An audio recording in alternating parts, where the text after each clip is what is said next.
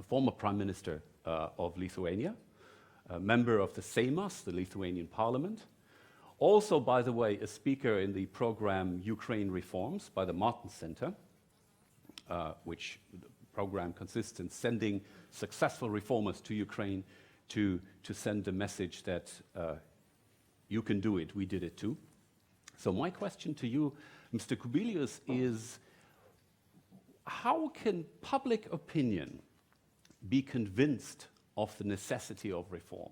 What are the decisive obstacles to public opinion and voters following the reformers who are in government and who want to bring their country forward? Well, first of all, good afternoon to everybody. And I will try to spend my 3 minutes in a very brief comment. Well, together with Mikuláš, we are also invited by President Poroshenko to be part of some advisory council to President Poroshenko, which never was gathered, but nevertheless. So we are traveling quite often to Ukraine, and we know how things are happening. Second, of course, I am in Lithuanian politics for the last 25 years from the very beginning. Ukraine now reminds me where we have been back in 1990s. It's a post-revolutionary country. And the question is really, how things will develop. And things will develop according to what we experience and what, for example, Samuel Huntington was writing in his famous book, Third Wave. I mean, there are some kind of what I call iron laws, how post-revolutionary countries is developing. First of all, in society, there are a lot of expectation, idealistic, romantic, that next day country will live like, I don't know, Sweden or at least Lithuania or Germany or something like that. Then this romanticism disappears and you will face really a very deep dissatisfaction of the people. So what is very much needed, and what if to look into our story, I see 2 major factors which are very much needed in such countries like Ukraine. First of all, you need to have democracy on both legs. I mean, you need to have center-right and center-left. Now you have center-right in the power. The question is who is in opposition, nobody knows. I mean, for what need, that is very much needed. People should make a choice during elections in between of center-right or center-left. Usually in post-revolutionary countries, they are voting against the government. So it's good to have center-left as an opposition in order not to allow people to make a choice again in between of Brussels direction or Moscow direction. That was one of the reasons of our success. That in 1992, we lost elections very heavily to former Communist Party. Luckily, European socialists at that time managed to baptize our former communists into a little bit of European socialist, belief. So I see now the problem that European left is very, very lazy and not doing a proper job in Ukraine. I mean, creating some kind of European type center-left political party. So that is a problem, which if to look, for example, Misha Saakashvili, our good friend in Georgia, he suffered because he had no normal European opposition when he was in power back in Georgia. That was a problem. Second, very important, and that depends on us, what made us a success story, that from the very beginning, when we signed association agreement back in 1995, we got a promise that if we shall be successful, we shall be part of European Union. We had this promise of membership. Promise of membership was keeping us on track during all our stupid political mistakes, which we were doing as much as possible. We are, we call ourselves Italians of the North. We are Catholics, we are very emotional, and we were doing all the possible mistakes. So what was keeping us? This exactly membership perspective. So that's my point. What is really, what is very much needed. Thank you very much. Now the next speaker, Andrej Plenković from Croatia, member of the European Parliament, EPP group, and a former diplomat, former public servant. So I was going to ask you about the other part of the challenge, public service. How can administrations be brought along on the road to modernization and reform? How about the challenge of the structures, so to speak? Thank you very much, Roland. Thank you very much, Mikuláš, Andrius, Mr. Prime Minister, dear Aliona. Dear friends, it's a great pleasure to be part of this Economic Ideas Forum dedicated in this particular panel fully on Ukraine. And being one of those MEPs who literally works daily on Ukraine, I have to admit that the level of engagement is more on Ukraine than on Croatia, which is also professionalism, but also affection towards Ukraine, I have to admit. And I came from one event dedicated to the DCFTA, which is still ongoing on in the parliament, and meeting people from Ukrainian diplomacy when I go back, just for today, and having met Ostap Semerak, my counterpart, this morning. So this was today. As a head of the Parliamentary Association Committee, we discuss the whole horizon of issues with our Ukrainian friends. The entire reform agenda, the political agenda, the constitutional reforms, legislative reforms, fight against corruption, public procurement, judiciary reform, but also, as you said, one of the important elements is the public administration reform. We know that in the pipeline of Rada since 2014, as a part of the coalition agreement, the new reform on the state administration and the public administration is in the process. As far as I understand, but Aliona will clarify, you are supposed to discuss it next week, as far as I know. Next Tuesday, so our briefings are okay. That is always very important. This law should provide us a framework. But what is also important in terms of capabilities of the administration of such a big country, let's not lose from sight that Ukraine, if it would be a member of the Union, it would immediately enter into top 6. It's a huge state administration. It requires a lot of, let's say, mentality change. But it needs also one important element, which is adequate remuneration. This is very important. This is an important element. We've been even discussing a little bit with the Commission and some other parts, should we perhaps try to apply at certain levels a sort of a top-up in terms of contribution from international donors in order to carry out the key reforms, because it is very difficult to work only on enthusiasm. You can do it for a while, but it's not sustainable on a long run. And from that point of view, the economic recovery, professionalism in state administration, really vigorous implementation of reforms, and not only at the top management level, but going down all the way, is essential. There are good examples. All of our countries, Slovakia, Lithuania, Croatia, we've all gone through that reform process. Not necessarily that our administrations are, that everybody finished ENA, but certainly all of our administrations have strongly improved compared to what they were 20, 25 years ago. For that, we require time and require a lot of accompanying by the support group that is functioning in the Commission. I always recall this, and this is important to know.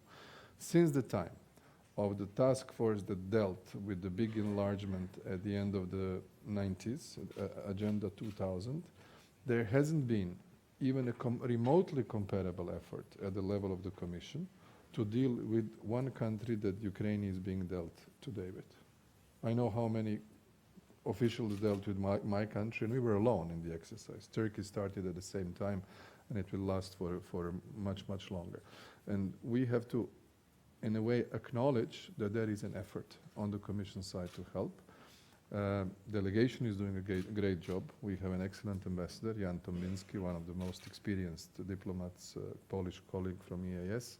And I can see a huge dedication from experienced people like Mikuláš and Andrius, but also from current MEPs, where we have always at least 70, 80, 100 MEPs who will sign bianco any initiative for Ukraine, which is good. Like 1/7 of the parliament is ready to support you almost a priori, which is, in the context of big competition among the global and crises in our neighborhood, an important sign.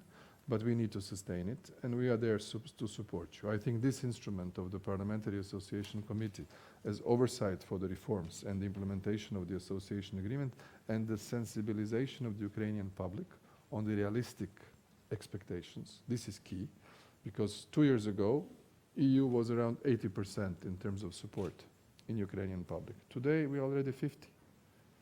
And visa liberalization action plan which will hopefully be well evaluated in next 2 weeks by the Commission, is the key signal for the wider Ukrainian society, that Europe becomes a bit more tangible. We are still talking about a country where only 30% of your compatriots visited one of the EU member states. 70 never set a foot on the European Union soil. So we need to send this signal despite the delicate context. Thanks. Okay, thank you very much. Thank you, Andrej. Now, last but by no means least, Aliona Shkrum, member of the Verkhovna Rada, the Ukrainian parliament, for the Batkivshina party. And I guess the obvious question to you is, Ukrainian reforms, is the glass half full or half empty? Or does it have to be redesigned? Well, thank you so much for this discussion. It's a great pleasure and honor to be here, friends and colleagues. The glass is definitely half full. So yes, the glass for me is definitely half full, and I will explain why. Actually, last Sunday, it has been 2 years when the students on Maidan got beaten by Yanukovych police forces. And as my colleagues have already said, Ukraine has spoken very, very clearly, and the people of Ukraine has spoken clearly, not just for, for joining Europe, which is important for us, but for European values mainly. So the spoke was for freedom, for justice, for fair rules for everybody. And here, this is why we need to show very, very quick changes and very quick success in judiciary reform, in public administration reform, in anti-corruption reform. Some of the things the parliament was able to do. So the parliament, as you may know, has been renewed by almost 54%, but it is much harder to actually change the way the politics used to be done in Ukraine. And it is much harder to do this Maidan in the corridors of the government, in governmental agencies, governmental bodies, where all the corruption lies. So Verkhovna Rada, as the Parliament of Ukraine, has taken a lot of very important laws on fighting corruption, on creating the independent agency for anti-corruption, and etc., etc. But the problem of execution is still there. And here we see that we need this pressure from the civil society. We feel this pressure every day. Our civil society is actually pushing for those painful reforms that you have said. So it's not the question to the politicians how to push for the reforms. It's actually the question for the civil society. They are asking for it. And our European colleagues are also asking for it. We have the biggest cooperation with the support group of Ukraine in the EU Commission, with commissioners of the European Commission, with Jan Tombinsky. And they are saying that the promises of the reform is not enough for Ukraine anymore. We have to see, the system in place, and then we will talk for next steps. And I believe that Ukraine has shown that it's definitely not a failed state anymore, that we can take this responsibility for ourselves, that we can listen and we can be pressured by the civil society. And we have taken a lot of very important steps for voting, for example, for the bill on the civil service, which we did in the first reading, which will completely change the rules of the game, which will be a Maidan in the government structures. So it will be the part of the biggest anti-corruption reform, and every public official will be chosen by open competition, which is a revolution for Ukraine, and which will be a separation of political positions and civil service positions. And believe me, it is not easy to push for those changes. That is why we actually need here the support of our friends of the European member states. We need the support of the civil society, and we need big pressure on our oligarchs and on our politicians to actually show them that there is no way back, and the EU will not accept, half measures or half reforms. That we need to go all the way, and only then we will be united with the European values. Right. One follow-up question. Thank you very much. But one follow-up question is referring to the open door policy, or as Andrius Kubilius said, the promise of membership. How can one keep up the pressure from the outside without the concrete perspective of membership?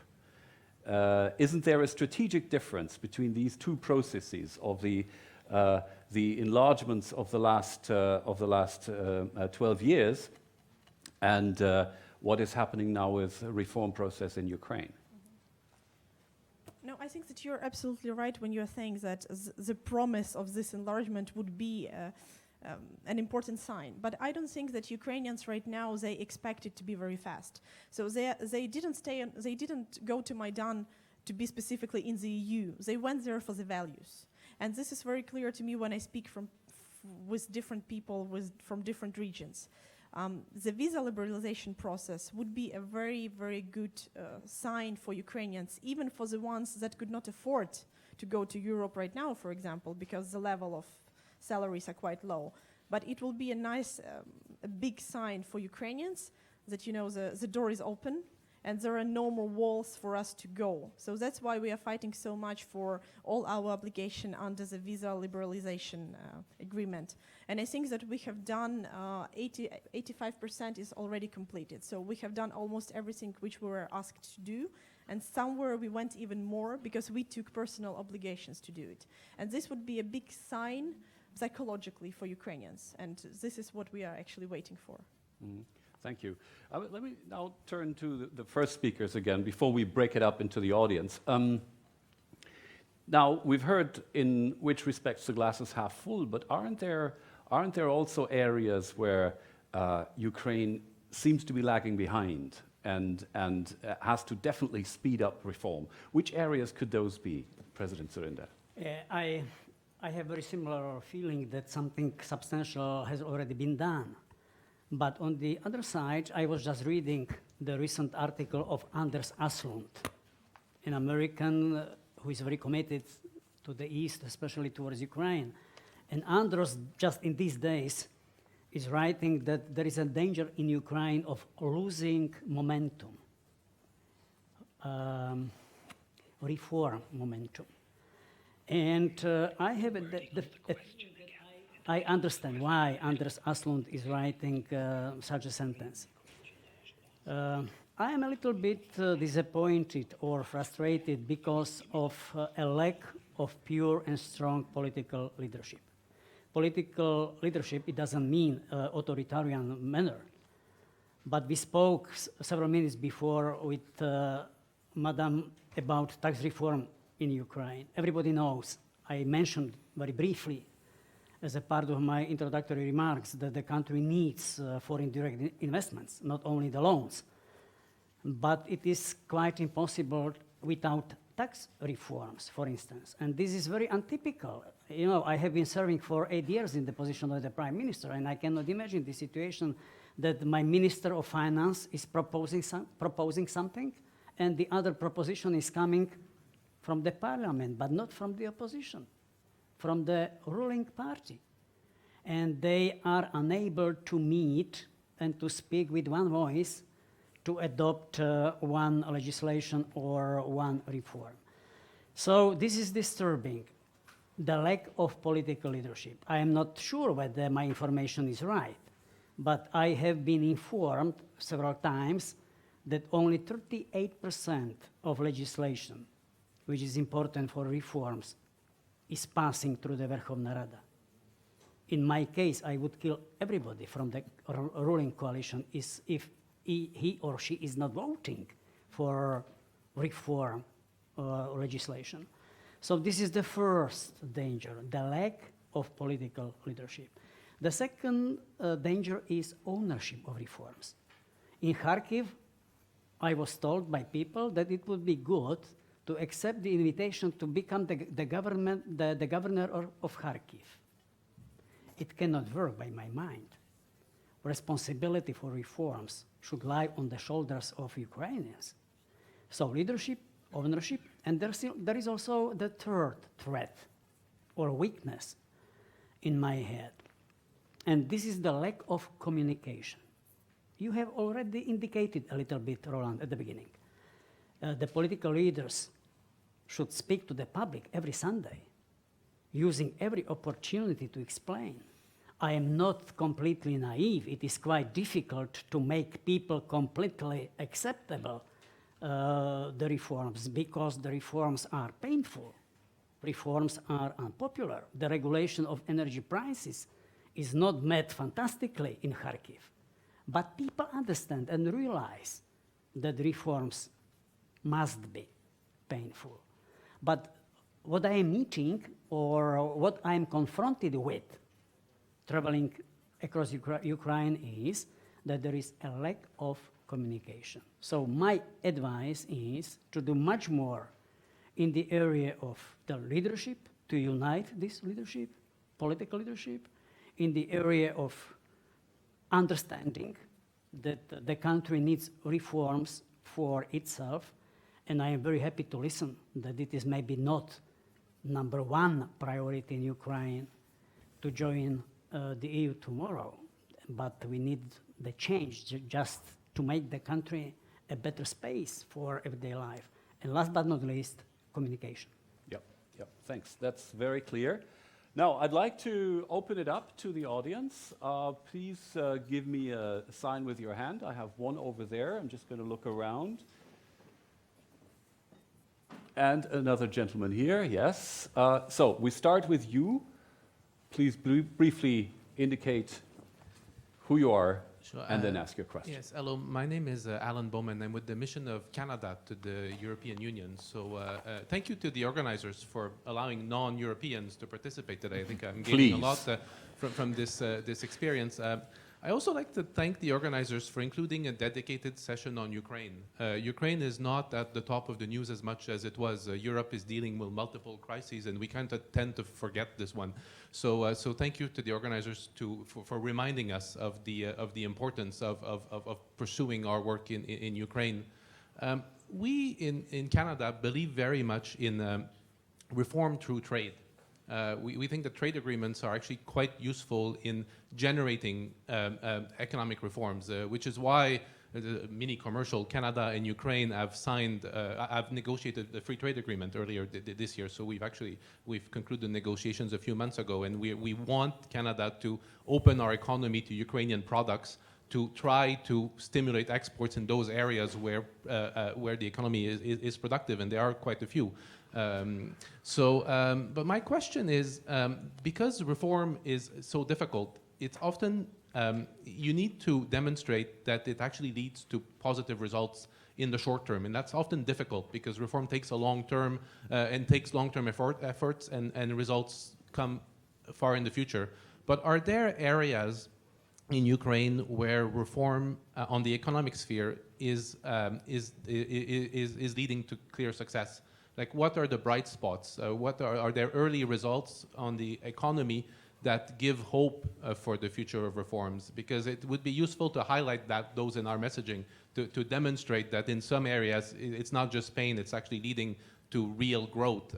So I'd be curious to see what the panel thinks where these areas might be.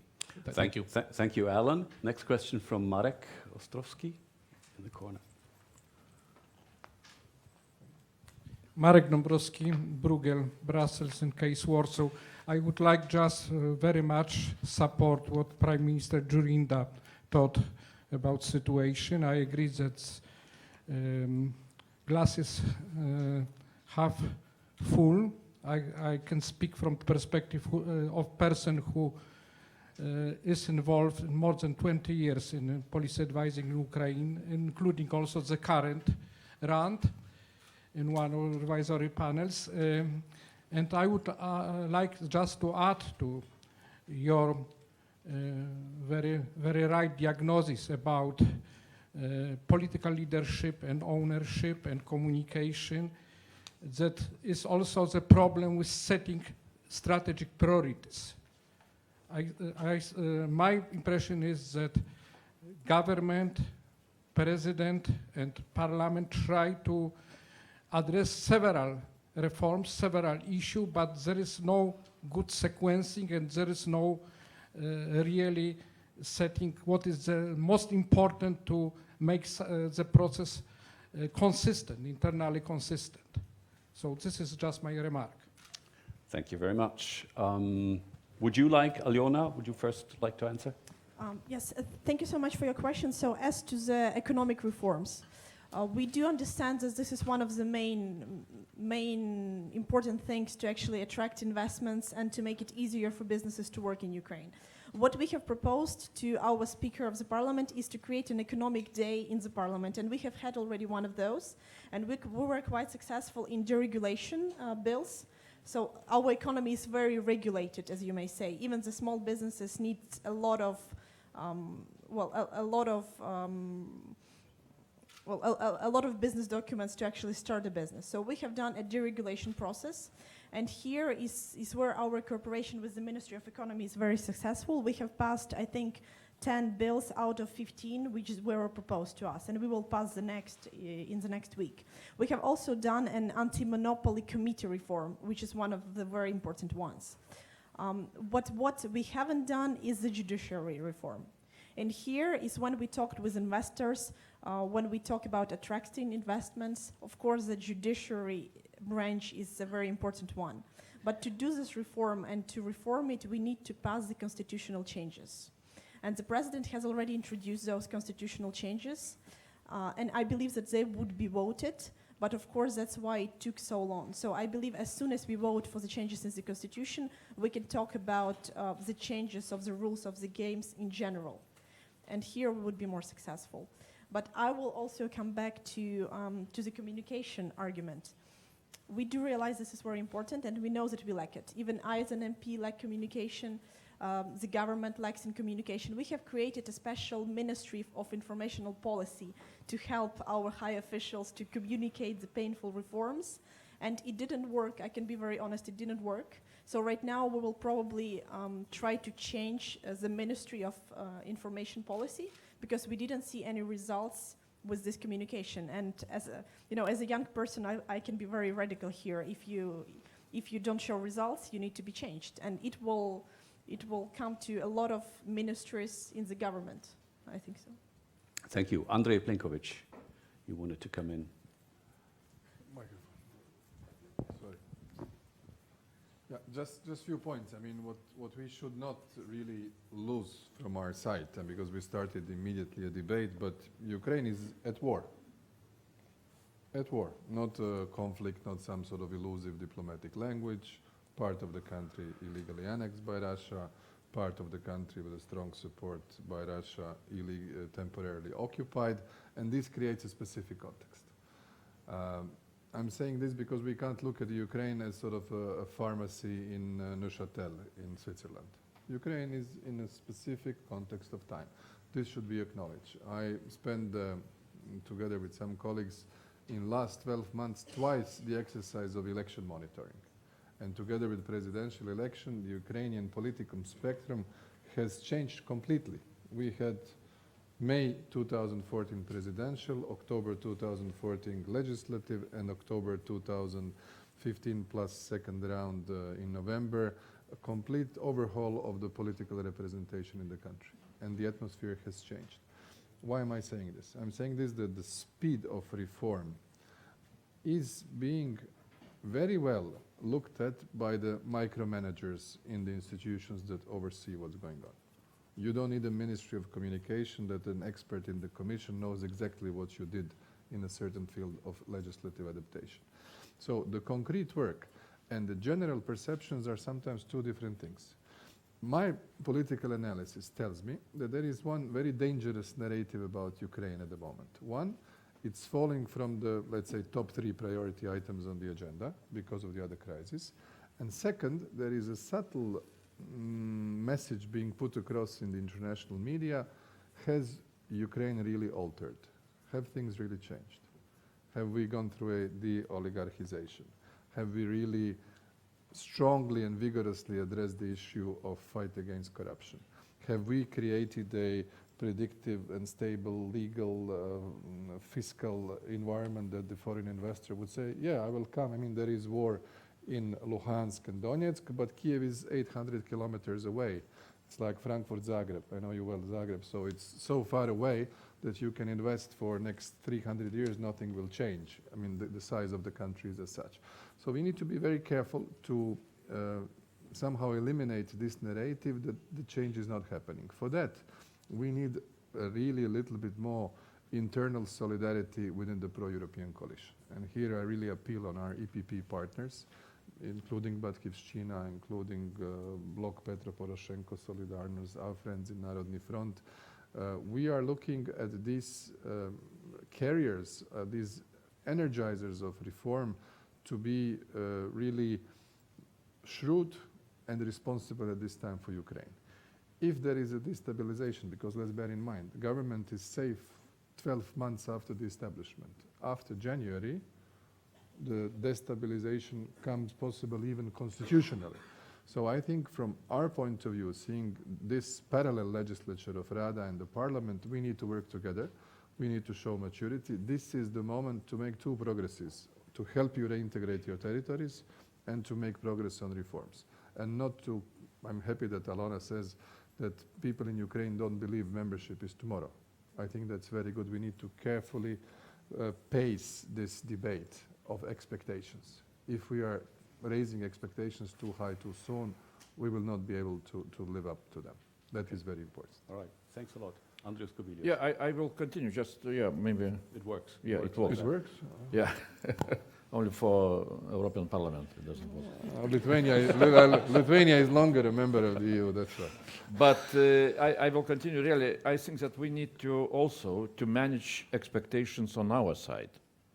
Sometimes we're expecting from Ukraine some kind of miracle to happen, you know, just in one day to fight corruption and so on and so on. So, if to again to come back to this, glass half full or half empty, I would say, from my understanding, it's two-thirds full.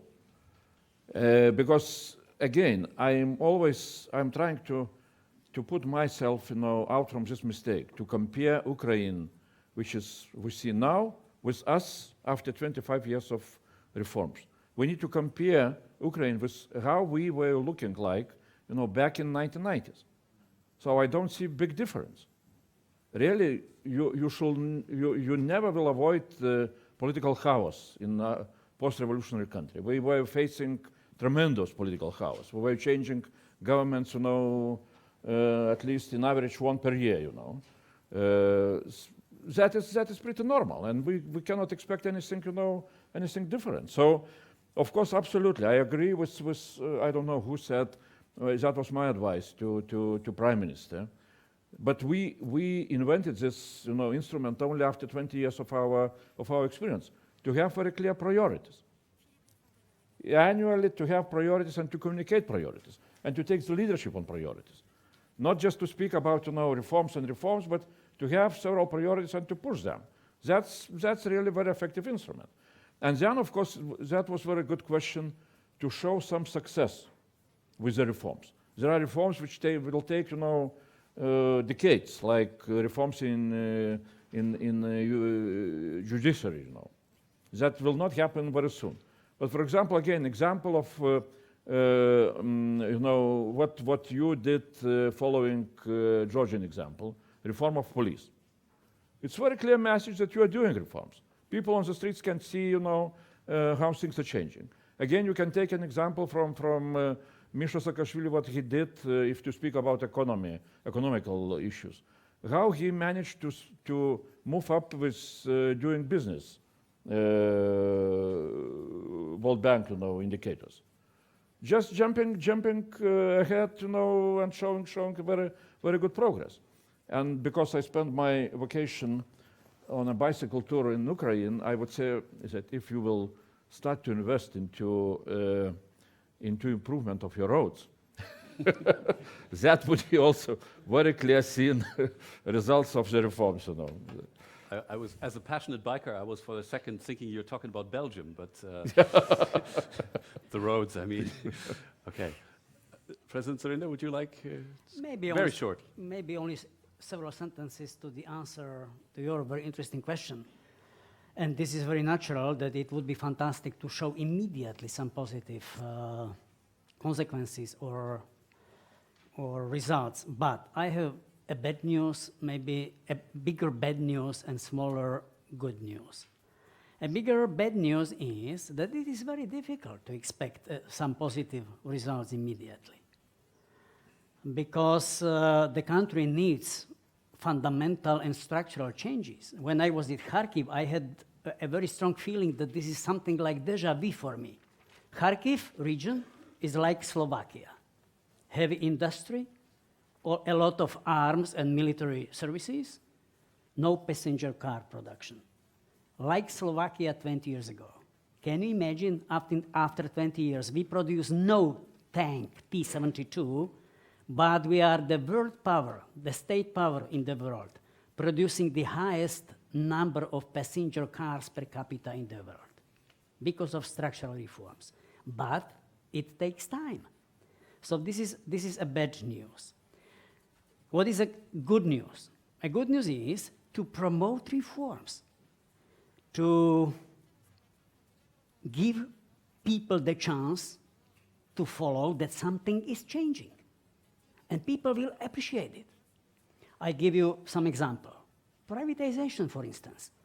I am a little bit worried because we have 1,800 enterprises in Ukraine. Not too profitable, diplomatically speaking. I would privatize 90% of them overnight. Fantastic way how to invite investors, by the way. How to invest money to the roads, to improve roads, and to show something concretely.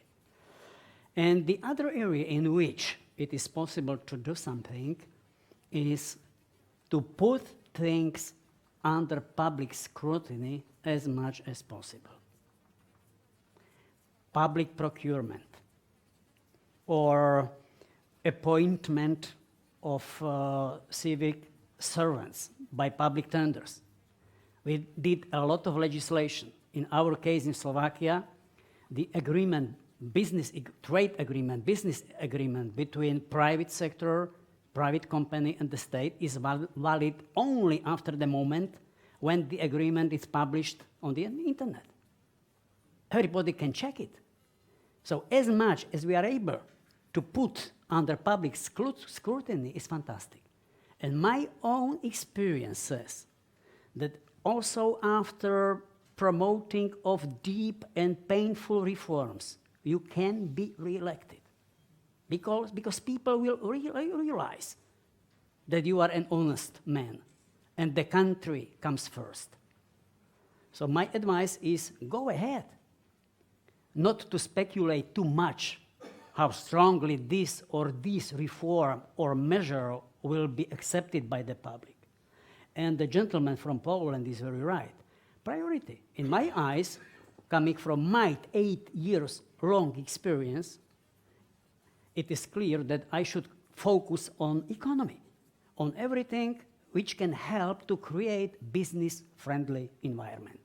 It means anti-corruption program, tax reform, labor code reforms, and for the beginning, and privatization, by the way. Okay, thank you very much. I have now 3 persons on the list from the audience. I would also like to ask the audience a question, but let's have these 3 questions first, and then I'll come in with my question. Yes, right there. Hello, audience. I am from Estonia and presenting in Brussels right now, Research Agency of Estonia.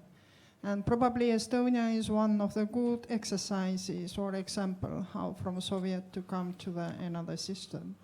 But however, I want to convince you there is only one rule. If the population is not coming with you, then it will be very difficult, and it has been stressed here several times. For example, when Estonia voted to go to union or not, 75% of the population told yes. It means that my question is, as much I know, not all in border of the Ukraine, all population are thinking that it is useful what you are doing. I am meaning about what is going on in Crimea. Are you dealing with that part as well? Otherwise, if the population are not agree, you never can come with the difficult reforms. You can talk from the top as much as you want, as usual these reforms all are. But you are not if you don't have the support, if the people don't really understand but this reform will be good for me personally. I think it will be very difficult. Thank you. Thank you for that question. Gentleman here, right here behind me.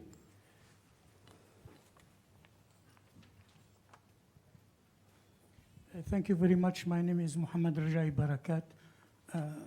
As it seems, I'm not European. I have the Belgian nationality, but my origins are from the Arab country.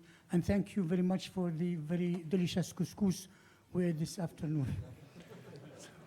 Welcome. My question is, well, you said that Ukrainians, you have to go ahead for reforms. And you said also, somebody said that Ukrainians refused communism and they want freedom of economy and business. Do you think that Ukraine can be able to be a part of European Union countries, knowing that its economies are less performant than the other countries? Don't you think that is going to have a negative effects on the public opinions if they are going to face the same problems as Greece, Portugal, and even Spain? Thank you very much. Thank you. And we had a third question from over here. Michael Humphreys, I'm a former European Union official, European Commission. I spent 4 years in Ukraine in that job, and a number of years in accession and pre-accession countries. My question relates to the visa liberalization, which I've followed over the years in a number of countries, and it's always tended to come too late. It hasn't been used as an instrument for moving countries forward. I was in a meeting yesterday in the Parliament, and I came out on visa liberalization. I came out with a somewhat negative feeling, particularly from the Polish representative, in terms of whether the member states, countries of the European Union are prepared to have a unanimous decision on visa liberalization, given the current situation of security and other issues here in Europe, given the Turkish request for the same, and given our general environment. I'd very much like to have some opinion of whether there's any realistic possibility of visa liberalization being approved for Ukraine within the coming 12 months. Yeah, thank you for that question. Well, we're certainly missing the Commission representative that was supposed to be here, but lost her way, as I understand. Anyway, Patrick, right? Fourth question here.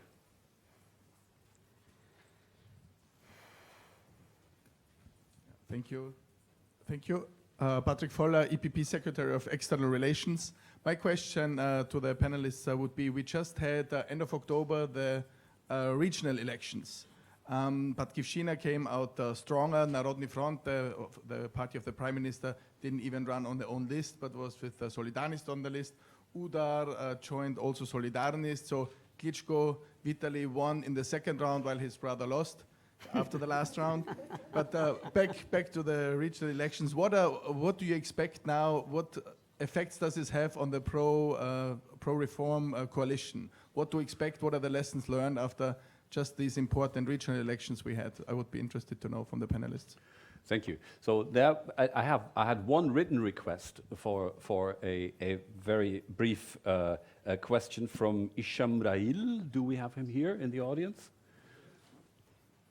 Sir, yes, you're quite welcome to ask your question about, it was more about security in relation to the Eastern policy versus the Southern policy, right? You're welcome. My name is Hisham Rahim. I'm from Morocco, from Popular Movements. Thank you very much. My question is focused in the security and culture, their impact in the economic relation.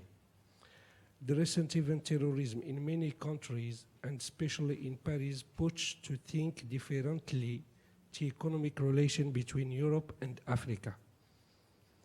A simple look at this relation, the two last decades, gives us the impression that they are more of an economic nature than cultural and political one.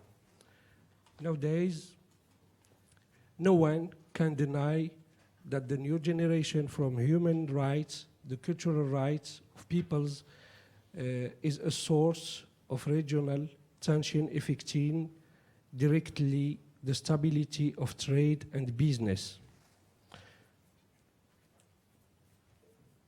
Directly, the sensibility, I think that unfortunately, extremism prevail in countries when people do not have much room for freedoms and democracy, and where there are real economic, cultural, and political development plans.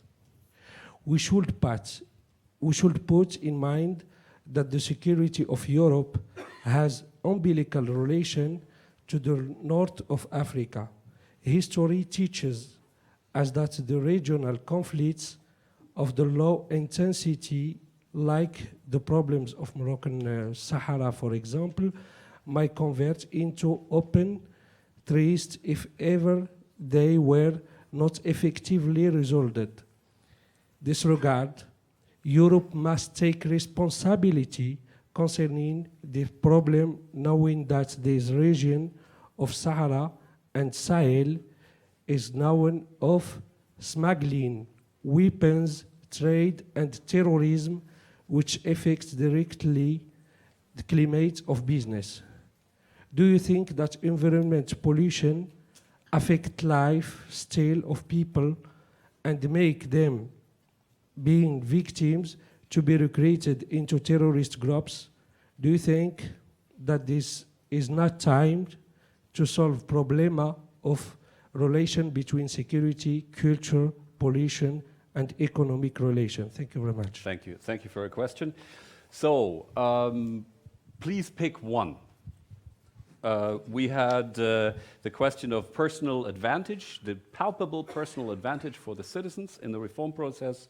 We had the question of is Ukraine maybe less performing and therefore in danger of sharing the fate of Greece more than other member states in the future. We had the question of visa liberalization and what are the weights among the member states. Are we going to have a unanimity? We had a question on the regional elections in Ukraine and their significance, and then the weighting between the eastern policy, eastern neighborhood, and the southern neighborhood, and the question of economic and political stability. So, Aliona, go ahead, pick one. Okay, I will actually try Maximum to two. I will try to pick two. Okay. Well, first there was a question about how are the reforms accepted or not accepted by the population, and I think that here the results of the local elections speak very clearly. Well, the democratic forces have completely united the country in the elections. Batkivshina took its second place, Petro Blokov, our president, took a first place, and the opposition only showed much lower results. This is actually the first time where a lot of people from the south of Ukraine and from the east of Ukraine voted for democratic forces, which is incredibly unusual in Ukraine. We now have a number of mayors who are from democratic forces, new people, 27, 35 years old, quite young for Ukrainian politics, in the east of the country, which has never happened. So I think this is actually a chance where we are given by the eastern population of very industrial Russian-speaking population, we are giving a lot of trust, even for the painful reforms. And for me personally, it was very interesting to travel the east of the country, near the zone of the war, near the zone of the conflict, and the south of the country, where people are actually waiting for the painful reforms, and they are ready to support us, even in those painful reforms. And this is the same which we feel from the West. So there is now no difference. The country is much more united than it has ever been. This is my own perception. But of course here, there is this expectation of a miracle from any government, from any parliament. And we are now trying to have quick wins, as the new police reform, as I believe will be the civil service reform. But of course we have to say that there will be no miracle in the nearest future, especially at the times of war. So we have also shown some very big changes, in my opinion, which have not been noticed so much maybe by the European community. For example, the parliament is extremely transparent in what we do. The government is extremely transparent. The pressure from the EU, from civil society, is very, very hard on making the nominations based on open competition. So the structure of the anti-corruption bureau, of the anti-corruption agency, of the commission that will choose, for example, the heads of the governmental agencies, it has never been as transparent.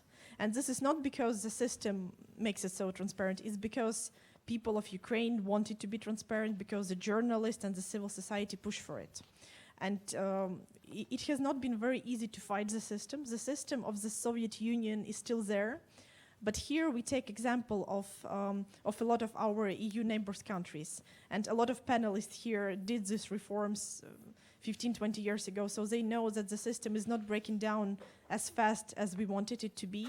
But I believe that with new people in the government, with new people in the parliament, with such support from the population throughout the whole Ukraine, it will be done in the nearest future. Thank you. Andrej, which one would you like to pick? Visa. Visa, yes. What's the I'll try to. I'm not situation? sure if it's working. Is it Lithuanian model? Is it working? Can you hear me? It is. It works. Politician. No, it's okay. It seems to be it's okay now. Two points also, as Aliona has said. I think that the visa liberalization should be a clear political priority. I know the meeting that you were there, it was an informal structure meeting, so let's not jump to the conclusions. I think that the conditionality which was put on the Ukrainian side and linked to the visa liberalization was very creative in its substance. It basically had a series of reforms in not necessarily visa-related areas. Those were really strong, deep political reforms which want to demonstrate that the EU is free to, for citizens from a country which more or less share the same political and judicial and legal standards that we would like to share. So here, I think with the strong expectations in Ukraine, knowing what happened in Riga at the summit, how this issue was high on the agenda, knowing the reformed European neighborhood policy. I mean, Commissioner Hahn and Madame Mogherini presented the paper a few weeks ago, and I was carefully reading the press release. There is a lot of on association in the document, but in the press release there were two words: stabilization and partnership for eastern and southern neighborhood of the European Union. Very logical. I mean, the ring of fire is there. So what the EU wants is first stability, and then you come closer. But Ukraine, in my view, is in a way make it or break it case for the success of our Eastern Partnership policy today, when we look in details the state of play in the other countries. And therefore, Ukraine is critically important for us to come forward. Our signal in visa liberalization should come to a consensus among the member states. We should not forget 1.5 million IDPs, internally displaced persons in Ukraine today, more than the entire migratory refugee wave in the entire European Union coming from the Mediterranean route and the Eastern Mediterranean Balkan route. More. And Ukraine is basically taking care of it on its own with the humanitarian help we are sending. So this is important to evaluate, and that signal is politically a litmus test. Do we really want Ukrainians to go closer? If we are not able to say this 2 years after Maidan, then really we are not really facing our own expectations. That is critical. And one last remark on the political parties. I was really carefully involved in the two electoral cycles that you had, and I have two messages. One is the structure of the political parties in Ukraine, in my view, should evolve from, let's say, party leader-oriented type of movements to a proper classical parties which have a structure, ideology, and functioning of their own. This is important for the stability, and we should really interlink you strongly with the European families that will make substance of your work, reform program. Look at the people who are here. They are involved on a daily basis on Ukraine with the bulk of their own leadership experience in their countries, which will help you attain the objectives much easier. This is, I think, critical. And the unity of the country, these are very good signals that Aliona mentioned, that there is no classical division east-west, we are modern, we are more towards Brussels. This is essential. The instruments are there, the money is there, the will is there, the delivery should be on both sides in my view. And one final thing, Donbass and Crimea, to come back to your question, should not be decoupled from our side, because the source of the problem is the same. This is a very important message. Thanks. Thank you very much. Andrius, Kubilius. Again, I perhaps will not take a single question, but a little bit, just a few comments on the questions. First of all, we need to understand that reforms in such a situation like Ukraine is doing are painful. And if they are not painful, maybe they are not reforms at all. That's imitation of reforms. And again, we need to be very realistic. People do not like pain. This is, I don't know, miracle country where people would say, well, we want pain of reforms, you know, not at all. So let's not be naive. I lost, as a prime minister, I lost 2 elections, you know, because of reforms, and people were not very happy. So, but what is very important, that during the reforms period, people who are not really very happy with the pain, they should punish the government, but not the general direction of the country. Really, they can be very, very unhappy with some kind of reform. They can vote against the government, but still they would, they need to keep that general direction towards EU. That's very important. Second, on regional elections, congratulations to Batkovщина, which showed really a very good result. And I think that it will be very normal if Batkovщина will start to demand more power in the parliament, I mean in national politics, because as I understand now, Batkovщina has only 19 seats, when Poroshenko bloc has 140. And out from local elections, both parties came out with very similar, at least quite similar results. So very normal will be that Batkovщина will start to demand more influence in national politics. How it will happen, I don't know. But as usual, in post-revolutionary countries, usually parliament starts not to be operational and things are going to extraordinary elections. So I will not be very, very, very surprised if that will happen. And the last point, that's a question on East and South. I think that we, on EU side, we don't understand really that Ukrainian membership in EU is very much needed not only for Ukraine, but because of geopolitical reasons, it's very much needed for Europe itself. Because I think that Ukrainian success in becoming a normal European integrated country into EU is almost the only instrument which Europe has now, for time being, how to influence positive developments in Russia. Example of Ukrainian success would have a major influence on developments in Russia. And I think that Putin is fighting not for territories in Ukraine, for Donetsk or Lugansk, but he's fighting against success of Ukraine. Because that can be very dangerous development for his, I would say, kleptocratic regime. And here is exactly what Europe sometimes is forgetting, that in order to fight the fire which is, going around Europe, both from east and south, Europe would make a biggest mistake if Europe would close itself in some kind of, position of total defense, when Europe has this instrument to stabilize and to promote peace and prosperity through its soft power, increasing its, partnerships. And of course, I will not speak about Morocco perspective to become member of EU for time being, maybe, after some time, but this is what Europe can do. And it would be the biggest geopolitical mistake of Europe to close the doors and to try to be into this, defense castle, which would bring much bigger problems for Europe itself. Thank you. President Dzurinda?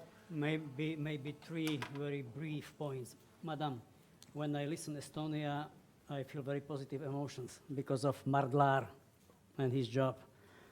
But allow me to disagree in substance with your contribution.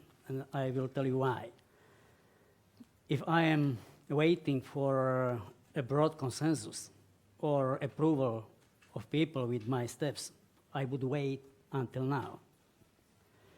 It cannot work by my own experience. What you need as a political leader, you need to have a clear vision and the consensus of people for this vision.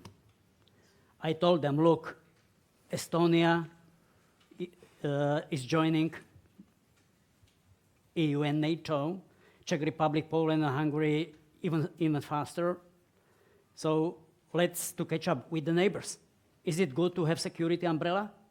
People remember the occupation of Czechoslovakia by Russia in 1968.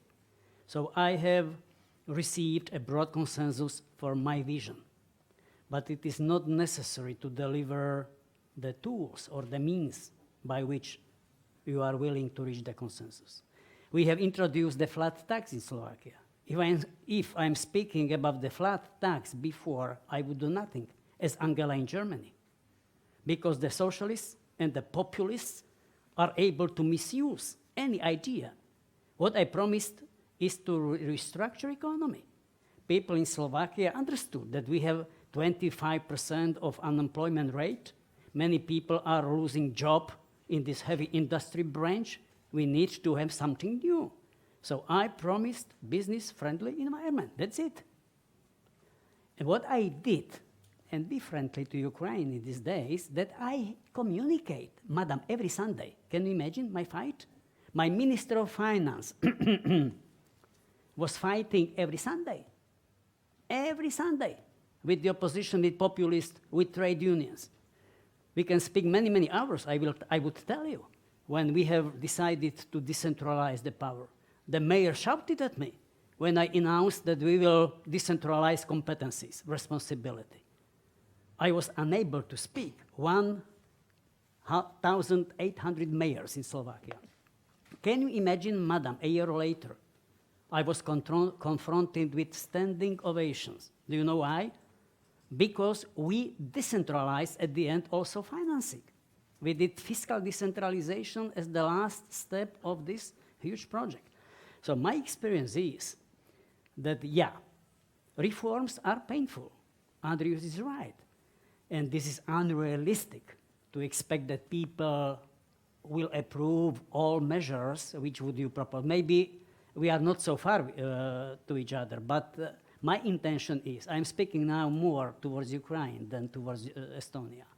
My intervention, the sense of my intervention is to call for responsible and strong political leadership of the political leaders. If the country comes first, people will realize that this is something which will work at the end of the day. So it was remark number one. Then, sir, the end of the Ukrainian narrative can be a success, but maybe not. For me, it is very difficult, and I would never try to deliver the question whether this approach is good for Ukraine or membership in the EU is fantastic or dangerous for Ukraine. This is just the decision of Ukraine, the right of the country to decide. This is why I spoke some minutes before about ownership. Not me, neither me nor Andrius nor Andrej is able to speak what is good or bad for Ukraine. If Ukraine decides to belong to the family, for me, this is a signal to join, to help, to contribute. But the decision and the ownership must stay Ukrainian. Last remark, sir, the clock is running and it is quite difficult to deliver a lot of issues, but neighborhood as such is frequently present in the policy of the European Union or EPP or even the Martens Center. So I believe that we will meet very soon to speak about Africa, not only about the security, but also about reforms and business cooperation between the north of Africa or Africa as such and the European Union. But now I'm afraid that that time is really limited. Thank you. That was very, very important. Thank you, President. I'd just like to propose 3-4 points to take home from this, and they go for Ukraine as well as for the entire Eastern Partnership, and I would even venture to say also for North Africa and the Middle East. First of all, if membership is not a concrete perspective, and this is the case for Ukraine, then at least don't say it's excluded for all times. That's how I understand the open door policy. At least not totally excluded. And in the meantime, of course, take such steps as visa liberalization, which give the partnership that we're trying to create a concrete basis. Second, the Russia factor. We had some of Rafa's beautiful cartoons here about the Russian bear. So it's not the elephant in the room, it's the bear in the room. Obviously, there is no way to continue the unhealthy tradition of Russia first, of giving Russia any kind of veto power over our relationship with our Eastern partners. And yet, always take into account the possibility that Russia actually tries to torpedo our very attempts to promote modernization. Here we have the cartoon, to promote modernization and reform and prevent the Eastern Partnership countries from becoming success stories. Always count on that possibility. And unfortunately, it's so much easier to tear down than to build up. So we have to redouble our efforts in this respect. And maybe the last point, I would add one more decisive factor to the leadership, ownership, and communication that Mikuláš Dzurinda talked about several times. I would say civil society. And this is our great hope. Aliona, you represent the decisive difference between today's situation and the Orange Revolution. At the Orange Revolution in 2004, there was no civil society to speak of, and there was no push of dynamic young people from civil society into the Verkhovna Rada. This is different now, and it's not only into parliament, it's also into administration and into business. So our hopes rest on your generation, I would say. And this goes for the entire Eastern Partnership and for the neighborhood of the European Union in general, to bet on the next generation and to include civil society in a much more active role in our partnerships with all these countries. And, well, at the very end, we can talk about reform until you're blue in the face. We just have to do it. Thank you all. Thanks to the speakers and to the audience for participating. There's a coffee break.